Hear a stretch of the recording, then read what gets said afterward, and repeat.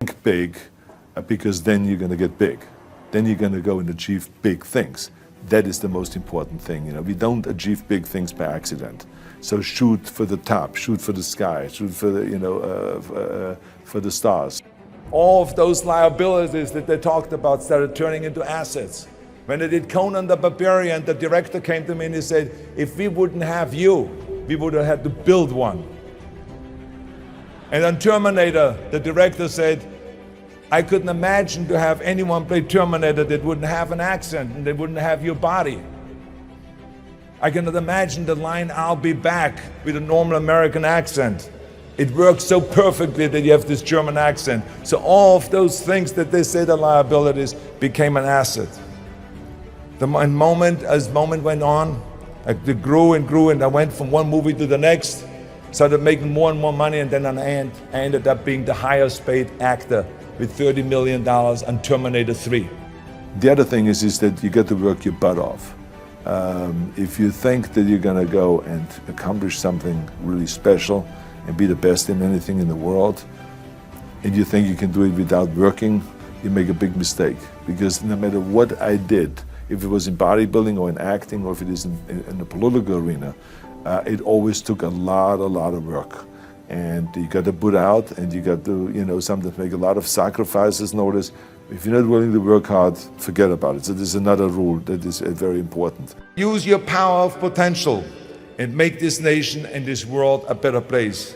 It worked for this immigrant that came over here to this country with $20 in the pocket, and I know and I guarantee you it will work for you too.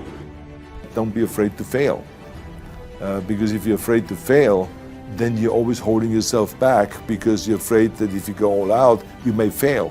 Well, in weightlifting, we learned that very quickly. The only way you could break a record is if you're willing to fail. That's when you put on more weight, you try it, sometimes you would not be able to lift it, which has happened to me many times, but eventually, when you train hard enough, you will lift it. So don't be afraid to fail. I mean, how far can you fall? That just shows you again so much for it can't be done. This is why I try to tell you, anything and everything can be done if you can visualize it and if you believe in yourself. It was the same thing again when I ran for governor. You can imagine when I went on the Tonight Show and I announced that I'm going to run for governor of the great state of California. People came to me afterwards and said, you're crazy. You don't announce something like this on the Tonight Show. You have an official press conference at the state capitol. Plus, you don't start with governorship, you start first with mayor or with state senator. And I said, I don't want to be senator, I don't want to be mayor, I want to be governor. Don't you understand that? Well, the rest is history. I won in 2003 and I won also in 2006. Let me tell you, you're going to find the naysayers in every turn that you make. Don't listen, just visualize your goal, know exactly where you want to go. Trust yourself. Get out there and work like hell and break some of the rules and never ever be afraid of failure.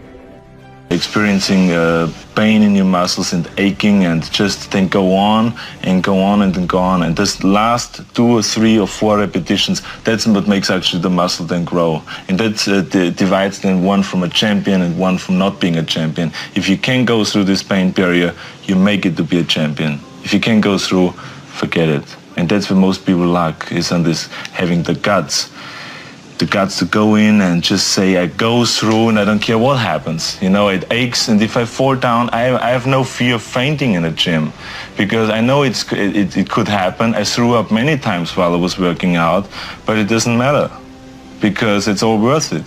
Everyone has a problem with time, but the day has 24 hours and we sleep 6. Now, I know there's some out there that say, whoa, I need 8.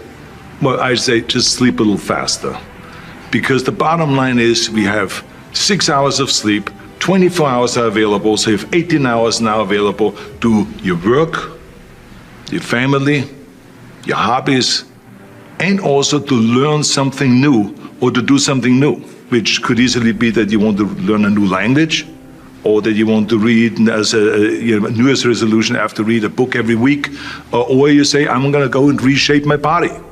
So you're going to go and take this hour out of your schedule and say, I'm going to train an hour every day. So this is, for most people, a huge challenge, but it is totally doable, I can tell them, because the kind of things that I did when I came to this country, I mean, I went to school, I was working in construction, I was working out my 5 hours a day, I was taking acting classes from 8 o'clock at night to 12 midnight, I was doing all of those things. I wanted to make sure that out of the 24 hours of the day, that I don't waste one single hour. Those hours were too precious. And so there I just want to tell people, don't give me this thing, I have a difficult time with the time and I don't have time for this and I don't have that. You have time, you make the time. I had this need of coming to America. I mean, when I started learning about America at the age of 10, and we got geography lessons and learned about America and about and so the first photographs I remember in those photos in the textbook, but also in Super 8mm film footage that they showed in the classroom, you know, about the Golden Gate Bridge and the Empire State Building and the 6-lane highways and all this. I said, what am I doing here in Austria with these little roads? I want to go over there and I want to be part of the big deal. And so I had always this desire that felt like that the only way I ever would get to America, because in those days it wasn't common that you buy yourself a ticket, that no one could afford that. So I had to kind of accomplish something big that takes me to America. And then when I read about this guy, Reg Park, who won Mr. Universe 3 times and then became a star in Hercules movies, and then was in Italy filming and then in Hollywood filming, I felt that could be the ticket. I should become Mr. Universe, I should become kind of a second Reg Park. Of course, no one really bought into that. My parents thought I was totally insane. And I remember that I hung up pictures above my bed, you know, for inspiration, pictures of Reg Park in his posing trunks and all that. My mother was so concerned, she called the local doctor and she had him analyze the wall because she thought that there's something terribly wrong, that I have naked men above my bed, and all of my buddies had women hanging above their bed, and so she was concerned about that. And but they just, I think that my parents really thought that there was something terribly wrong of being that driven, you know, because I would come home at lunchtime, and then instead of having lunch, I would do 200 sit-ups.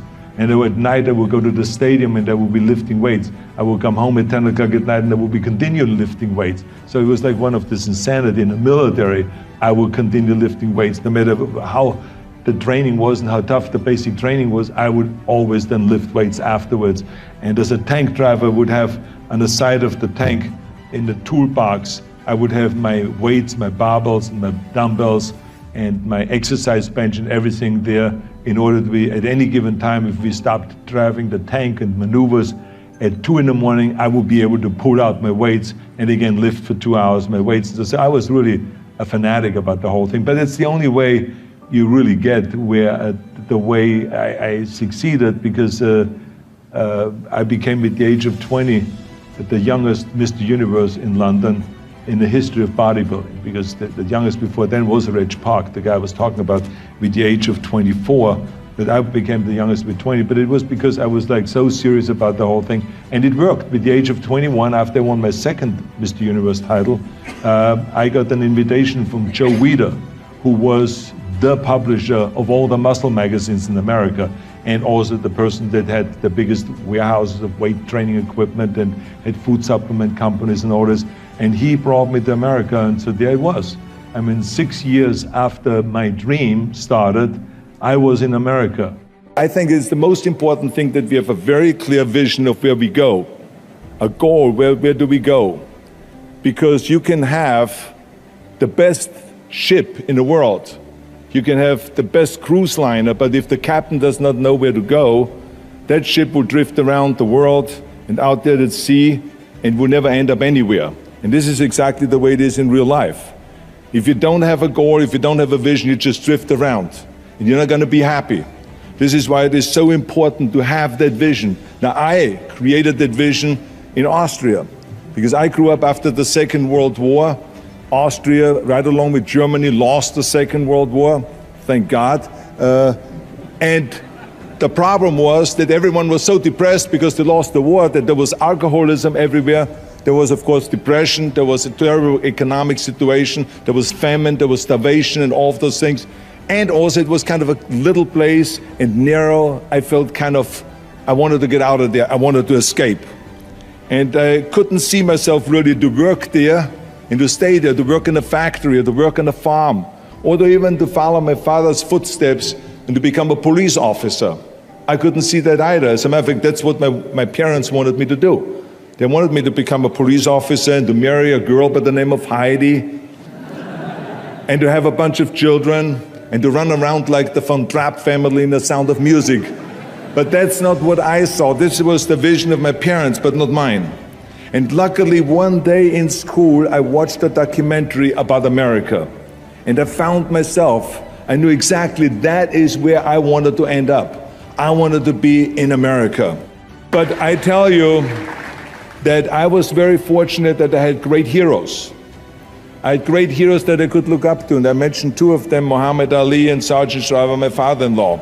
But there's other great heroes like Gorbachev, Reagan, Mandela, great leaders like Mother Teresa, Chancellor Kohl, and Churchill, and the list goes on and on. I mean, those people had such an impact on the world. Single-handedly, they've changed the world. We all can create change, whether it is in our neighborhood, or in our local schools, or in our country. It can be big, but it can also be as little as just going to a school kid that has problems reading and teaching that kids how to read or how to do math. We don't have to just work on me. We should also work on we. Not just me, but also we. Remember that. To lead a truly full life, you must give back. You must leave the world a better place than you found it.